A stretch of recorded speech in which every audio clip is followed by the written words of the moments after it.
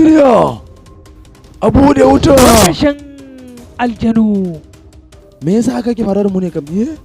Koi handama da muka yi da baba kere na dukiyar al'umma.